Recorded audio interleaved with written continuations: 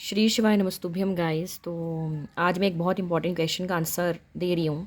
सबसे पहले जो एक क्वेश्चन बहुत प्रेवलेंट है ना, सती अगर परमेश्वर शिव भगवान हैं तो वो क्यों रोए अपने सती अपनी बीवी के लिए? Why would a god cry for her wife and if he is God then why is crying? See किसी भी सेंटेंस का बीच का पार्ट उठाकर उसको प्रेजेंट करने से आप उस सेंटेंस का पूरा मीनिंग नहीं बता सकते। आप शिव के बारे में बोल रहे हैं, आप सती के बारे में बोल रहे हैं, बट आपको शिव के बारे में कुछ नॉलेज नहीं है, ना सती माँ के बारे में कुछ नॉलेज है, ना आपको उस जिसके अंडर है ये सनातन धर्म, ना उसके बारे में कुछ नॉलेज है, और ना आपको धर्म के बारे में कुछ नॉलेज है। तो आप फिर ऐसे तो कोई भी सेंटेंस के बीच से दो अक्षर निकाल ले और उससे पूरा सेंटेंस को हमको मीनिंग बता दे। तो मुझे लगता है ये मूर्खता होती है, ठीक है? इसको इग्नोरेंस बोलते हैं। And trust me, ignorance is a big curse, ठीक है? तो मैं यही बोलूँगी, half knowledge is very dangerous thing. और क्योंकि आपको तो डुबाता ही है, और दूसरा जो आपके संपर्क में आता है उसके साथ भी फिर आप उसका सत्यानाश करते हैं। सती माता, ठीक है, शिव परमेश्वर। सबसे पहले तो आप ना जो इस संसार में है ना, इस संसार के बारे में थोड़ा जान लीजिए। जो अब संसार में आप हैं ना, आपको जो लगता है ना संसार, वाह इतनी अच्छी दुनिया, सुख दुख, इतने अच्छे पेड़, इतने अच्छे पौधे, ये पैसा, ये धन, ये दौलत, ये बड़ा बंगला, ये गाड़ी, ये हेलीकॉप्टर, ये 4 घर, ये 5 घर, ये इनोवा गाड़ी, फिर ये 2 करोड़ की गाड़ी, 10 करोड़ की गाड़ी, ये सब ना जो ये हमारे धर्म में है ना, और जो सत्य है, ये सब माया है। तो माया का कंसेप्ट आपको पता होगा नहीं, क्योंकि ये भी माया है। तो समझ लीजिए पहले माया है क्या। माया है भ्रम, जो आपको लगता है कि है बट है, होता नहीं है। जो आपको लगता है इतना सत्य है, इतना सत्य है आपके सामने कि आप उसको ही समझ लेते हैं कि ये सत्य है, बट वो होता नहीं है। जैसे कि आपका शरीर, ये माया है, ये भ्रम है। इसमें जो इंद्रिय सुख आप भोगते हैं वो माया है, क्योंकि एक बार सुख भोगने पे आपको फिर सुख भोगने की, ऐसा नहीं है कि इच्छा खत्म हो जाती है। एक बार सुख भोगने की, एक बार कामना पूरी होने की, आपके पास और कामनाओं की इच्छा हो जाती है। तो इसलिए ये क्षण भंगुर है, ये माया है, ठीक है? आप पूजा भी इसलिए करते हैं क्योंकि आपको माया ही चाहिए होती है।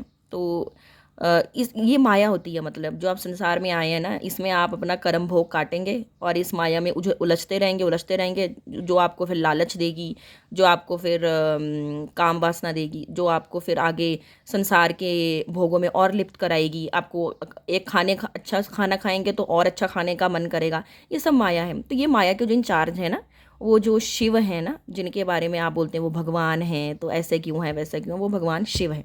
इनकी माया ही संपूर्ण जगत में व्याप्त है।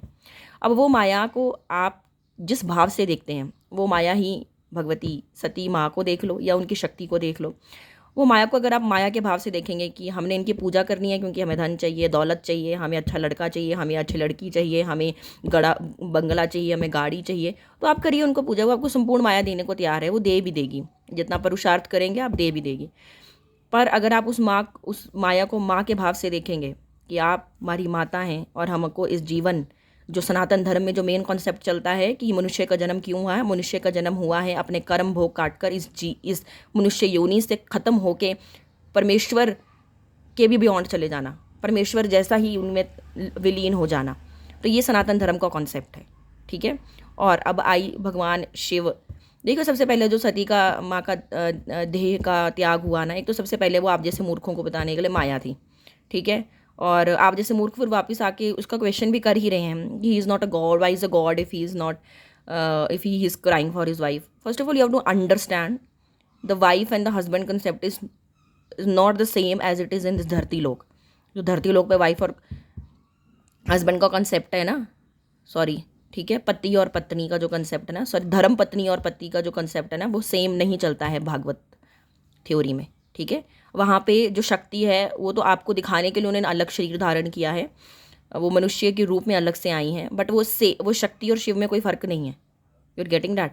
तो पर चलो, उन्होंने लीलावश दो धारण कर भी लिया, क्योंकि चलो इसके पीछे भी स्टोरी है कि ब्रह्मा को स्त्री नारी बनाने नहीं आ रही थी, पुरुष तो बना दिया, पुरुष बना दिया तो सृष्टि नहीं बढ़ रही थी।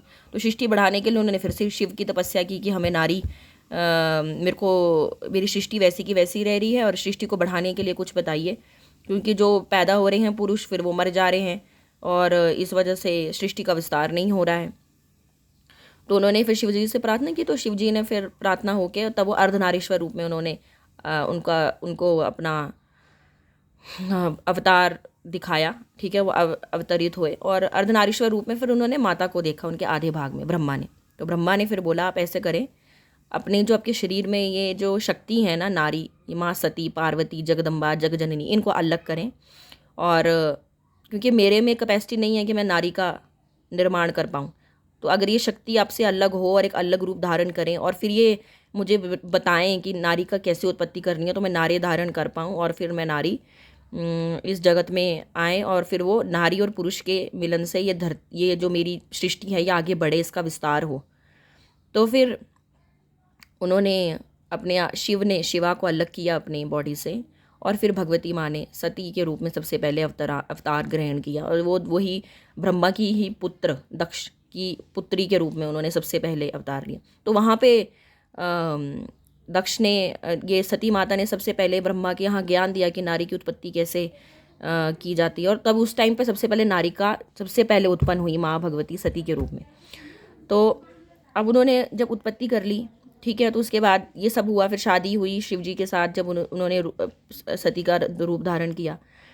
फिर जब शादी हो भी गई तो उसके बाद फिर ऐसा कुछ माया, जो मैंने आपको पहले कॉन्सेप्ट समझाया ना, माया आपको भ्रम में एक इनकी ही लीला होती है शिव की। ठीक है, ये शिव की ही लीला है। आप रोते भी इनकी वजह से, हंसते भी इनकी वजह से। ये जब यथार्थ समझ में आ जाएगा ना तो आप सुखी और दुखी नहीं होंगे। ठीक है, और ये तो मेरे को ना तर्क देना मत कि दिखते नहीं है भगवान, तो भगवान कैसे होते हैं। दिखती तो आपकी बुद्धि भी नहीं है, पर यूज़ करते हैं ना आप।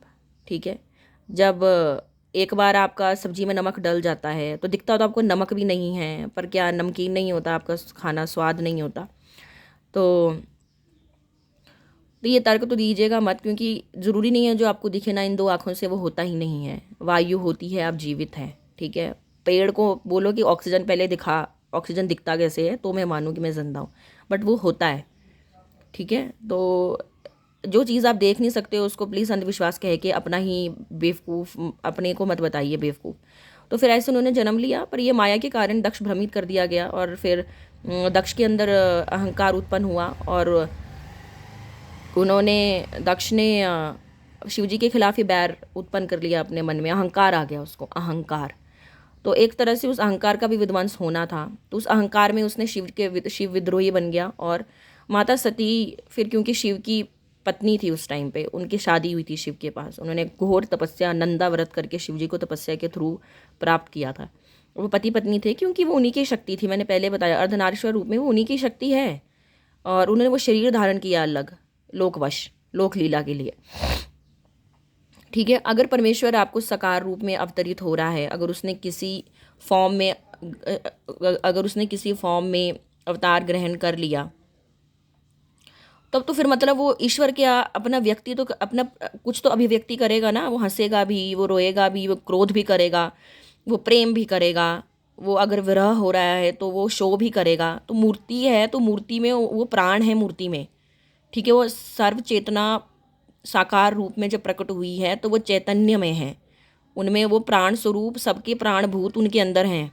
ठीक है, और पर वो घोर तरीके से होता है। प्रेम भी बहुत, आप मनुष्यों से आपकी सीमा नहीं होगी उनकी, वो असीमित प्रेम जो वो प्रेम व्यक्त करते हैं। राधा कृष्ण के रूप में क्या है, राधा कृष्ण के रूप में वो इतना असीमित प्रेम की परिभाषा बता रहे हैं। ठीक है, महाकाल के रूप में कहाँ है, महाकाल के रूप में प्रभु अत्यंत मतलब असीमित आपको क्रोध और क्रोध का परिचय दे रहे हैं। फिर शक्ति के रूप में भगवती माँ ने तो ममता के रूप में आपको जगदम्बा जगजननी के रूप में वो अनंत ममता का परिचय दे रहे हैं। ठीक है, और ऐसे ही विभिन्न प्रकार से ईश्वर अपना प्रेम व्यक्त करता है, इसलिए उसने साकार रूप धारण किया, वरना वो रूप क्यों धारण करे। अगर ईश्वर है तो मतलब फिर बोलेगा भी नहीं, खाएगा भी नहीं, पिएगा भी नहीं। अरे भगवान है तो खा क्यों रहा है, अरे भगवान है तो क्रोध क्यों कर रहा है, अरे भगवान है तो प्रेम क्यों कर रहा है। क्योंकि रूप ये लिया गया है ताकि आप और कनेक्टेड, जो आम जनता है, जो भक्त हैं, उनके और कनेक्टेड हों भगवान के साथ। इसलिए उनका अपना अस्तित्व कि मैं हूँ वो बताने के लिए उन्होंने ये रूप धारण किया है। ठीक है, जब दक्ष यज्ञ में माता सती ने देखा कि मेरे पति का अपमान हो रहा है, ठीक है, वो दक्ष ने अहंकार में, दक्ष शिव की माया की वजह से अहंकार में रह के उसने शिव का अपमान कर दिया। ठीक है, तो माता ने कोई अपने अपमान के लिए अपना शरीर का त्याग नहीं किया। पर आप पति पत्नी, मैं बोलूँ ना, आप धर्मपति और धर्मपत्नी का कंसेप्ट अपने मनुष्य के हिसाब से देखते हैं। आप देवी देवताओं और जो परमात्मा उनके रूप से नहीं देखते। वो एक्सट्रीम होते हैं हर इमोशन पे। अगर वो पति पत्नी हैं तो वो एक्सट्रीम हैं। मतलब जब माता सती या माता पार्वती या जो जगदम्बा उनके पति शिव हैं, तो शी इज़ 100% से भी ज़्यादा devotee as a wife, as a धर्म पत्नी अपने पति के लिए वो इतनी डिवोटी हैं। ऊपर से परमेश्वर हैं, तो वो आपको वो सिखाते हैं कि कम से कम उनकी तरह तो पूरा डिवोशन ना दिखा पाएँ अपने चरित्र को लेकर, पर कुछ अंश भर तो ले उनसे। वो शिव जी का नहीं अपमान सहन कर पाई, क्योंकि वो उनके पति हैं, वो उनकी आत्मा हैं, उनके प्राण हैं। तो शिव के अपमान सुनकर फिर जो वापस जाएंगी शिव के पास, तो उन्होंने सोचा इससे अच्छा तो मैं प्राण त्याग कर लूँ। इस शरीर ने जब उनका बुराई सुन ही ली है तो मेरे जिंदा रहने का भी क्या औचित्य है। तो उन्होंने उस टाइम पे भी उन्होंने यज्ञ के अंदर कूद कर अपनी जान नहीं दी। अग्निदेव में इतना सामर्थ्य नहीं था कि वो उन्हें भस्म कर पाए। माता सती ने अपने योगा अग्नि द्वारा, अब योगा इतना तो आपका डेवलप्ड ही नहीं है यार माइंड, कि आपको ये भी पता हो कि योगा अग्नि द्वारा भी आप अपने प्राण को अपने शरीर से निकाल सकते हैं योग द्वारा। जो बड़ी बड़ी समाधि वगैरह में लोग बैठते हैं ना, जो बड़े बड़े योगी जन मुनि जन, वो ऐसे ही अपने प्राणों को, दे हैव द कैपेसिटी कि वो अपने प्राणों को अपने किसी भी आज्ञा चक्र से बाहर निकाल सकते हैं। तो they know when they have to die, they know वो कब मर रहे हैं। ठीक है, ये फ़र्क है आप में और साधु संत और योगी में। उन्हें पता है कि वो कब मृत्यु दे, और उनको आगे भी जब वो जन्म लेंगे उन्हें पता है कि उनकी पिछली जीवन यात्रा कहाँ तक रुकी है, क्योंकि उन्हें मुक्त होना है इस जन्म मृत्यु के बंधन से। तो उसके बाद फिर जब उन्होंने प्राण त्याग दिए माँ ने, तो जब शिव जी को पता लगा कि ऐसे ऐसे, पता था उन्हें, वैसे उन्हें पता था जब माता गई थी शिव कैलाश से, जब गई थी माता अपने पिता के घर यज्ञ में, तो उन्हें पता था कि ये प्राण त्यागेंगे, पता था उन्हें। ठीक है, वो अलग नहीं है। ठीक है, तो जब एक इसका ये विवरण किया जा सकता है कि जब माता ने प्राण अपने योगाग्नि द्वारा भस्म किए, तो वो माता ने नहीं, वो एक तरीके से शिव ने ही अपने प्राण योगाग्नि में भस्म किए। क्योंकि मैंने पहले बताया वो अर्धनारीश्वर रूप हैं। अर्धनारीश्वर रूप में मतलब एक ही बॉडी में दो एनर्जीज हैं। तो जब आपका आधा अंग जल रहा है तो दर्द नहीं होगा क्या? वो ही तो उन्होंने साकार रूप में बता रहे हैं कि मैं जब प्रेम करता हूँ तो इतना एक्सट्रीम है, जब मैं विरह में हूँ तो इतना एक्सट्रीम हूँ। तो जब योगाग्नि में माता ने अपने प्राण त्यागे, तो एक तरह से शिव ने ही अपने प्राण अपने योगाग्नि में दिए, क्योंकि शिव शक्ति अलग नहीं है। और इसलिए जब वो अलग हुई शक्ति उनकी, उस शक्ति ने वो शरीर धारण किया। अब उस शक्ति ने उस शरीर को अब ख़त्म कर दिया। तो वो विरह की अग्नि थी, क्योंकि वो उनकी शक्ति थी। शक्ति आप अंडरस्टैंड कर रहे हो? एक सनातन धर्म में साक्षात शिव के लिए शक्ति क्या है? अरे शिव शक्ति के बिना शव हैं। उसके बाद फिर वो विचलित हुए कि शक्ति के बिना मैं क्या करूँगा। ठीक है, शिव जो होते हैं वो गति में ही तब आते हैं जब शक्ति साथ हो, वरना स्थिर हैं। वो स्थिर हैं, आप स्थिर हैं, मतलब इसका वही एक कॉनोटेशन ये है। जब आपके पास शक्ति नहीं है, आप एक जगह पड़े होते हैं, आप चलते फिरते गाते हंसते, आप एनर्जी में तब आते हैं जब आपके पास शक्ति हो अंदर। तो वैसे ही शिव हैं, इसलिए वो योग में चले गए। फिर उसके बाद ही क्राइड, वो विरह वेगना थी, क्योंकि वो शक्ति से नहीं, वो अपने आप से ही एक तरह से कट गए, इसलिए फिर वो दुखी हुए। और उसके बाद जो उनकी माया थी कि फिर उन्हीं माता के जो प्राण थे, जो भी माता की शक्ति थी पुंज, उनको 52 शक्तिपीठों के रूप में 52 बांटा गया, और 52 शक्तिपीठों में 52 तीर्थ की शक्तिपीठों की के रूप में वो फिर प्रकट हुए, वो भी हमारे कल्याण के लिए। ठीक है, तो ये ही इसका कॉन्सेप्ट है यार।